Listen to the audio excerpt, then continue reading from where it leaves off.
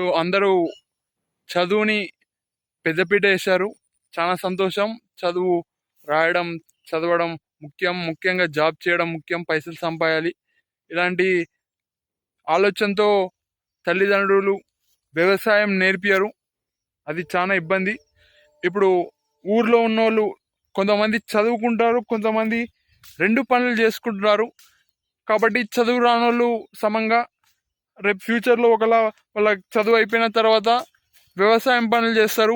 అదే వాళ్ళ తల్లిదండ్రులు నేర్పియలేదనుకోండి వ్యవసాయం, చదువు ఒకటే చదివాడు, చదువు కూడా ఇంకా బాగా చదవలేకపోయాడు, ఇంకా దానివల్ల ఇబ్బంది అవుతుంది. అందులో నేను ఒకరిని, కాబట్టి నేను కూడా నేర్చుకోవడానికి ప్రయత్నిస్తా.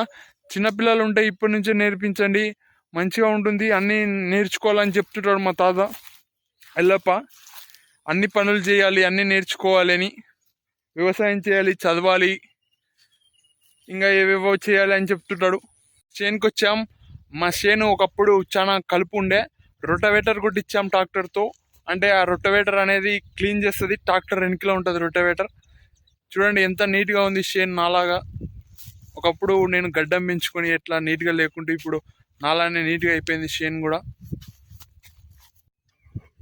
పుటాంపల్లె వీరపురం వాళ్ళకి చేదు వార్త, నా చెట్టు కొట్టేయడం జరిగింది కొన్ని కారణాల వల్ల. కాబట్టి నల్ల నేరు పండ్లు తినడానికి ఇక్కడికి రాకండి. వాళ్ళు చెప్పారు కాబట్టి మళ్ళీ చెప్తున్నా, నల్ల నేరు పండ్ల చెట్టు కొట్టేశారు. అంటే వాళ్ళు చెప్పారు నాకు, మీ చేను కాడ నల్ల నేరు పండ్లు తిన్నాము అని. చూడండి చెట్లకి చిన్న చిన్న కాయలు ఉన్నాయి.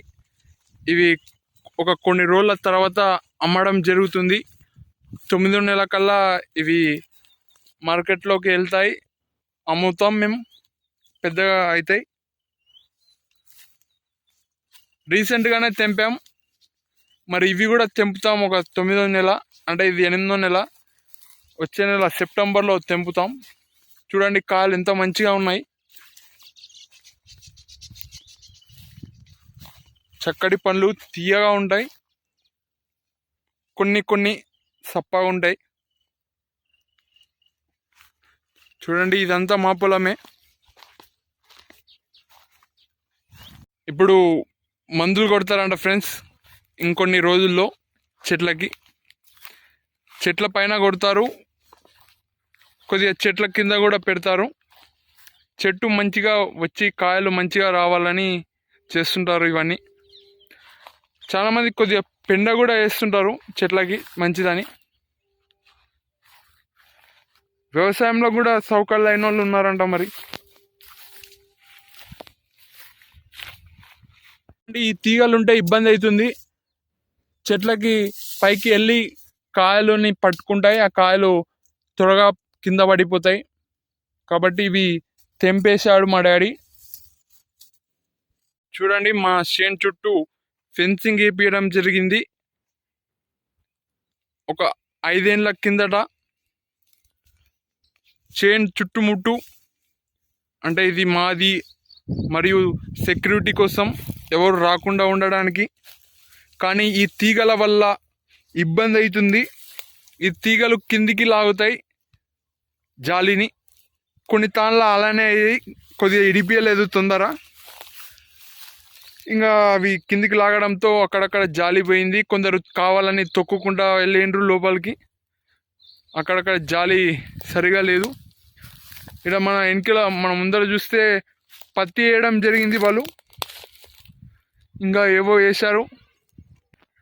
పత్తి కాదంట, చిగురుకాయ టమాటా అంట. వీళ్ళతో అడిగి తక్కువ రేటుకి ఇప్పించుకోవాలి. చిగురుకాయ టమాటా మంచిగా ఉంటుంది, టమాటా రొట్టెలకి, చిగురుకాయ కానీ. ఇది దారి పుటాంపల్లికి షార్ట్ కట్. ఇది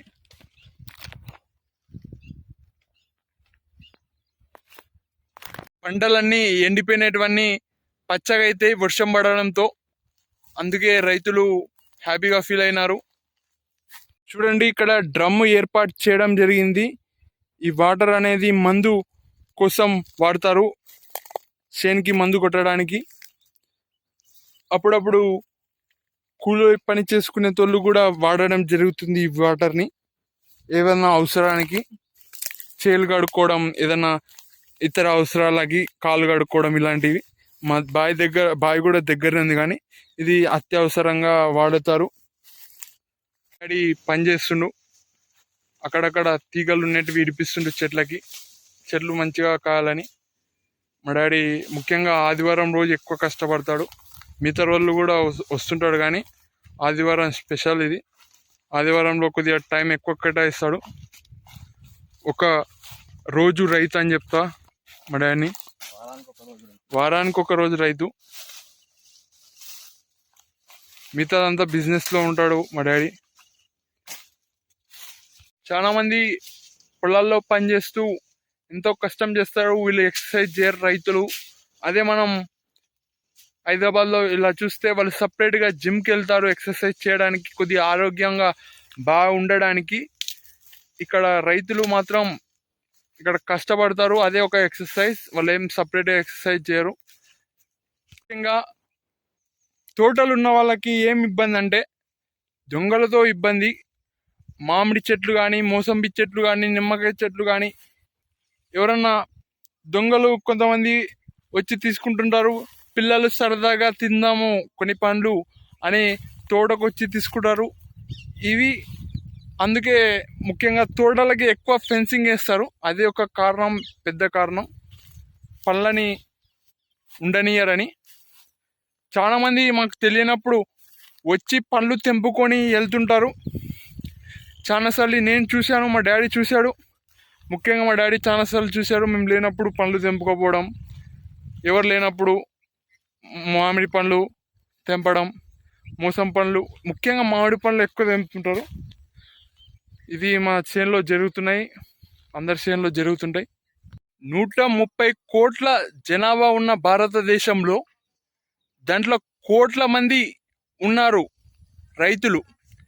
అదే మనం వ్యాపారస్తులు చూస్తే పెద్ద వ్యాపారస్తులు, మనం వ్యాపారస్తులు చూస్తే రైతుల కన్నా చాలా తక్కువ మంది ఉన్నారు వ్యాపారస్తులు. కానీ వాళ్ళే సావుకారులు ఉన్నారు ఇప్పుడు. అదాని కానీ, అంబానీ కానీ, మన మెగారెడ్డి కానీ, తెలుగతని, ఇట్లా వీళ్ళే ఉన్నారు. రైతులు లేరు, కోటీశ్వర్లు. చూడండి ఫ్రెండ్స్, మా చేనులో గడ్డి తింటున్నాయి.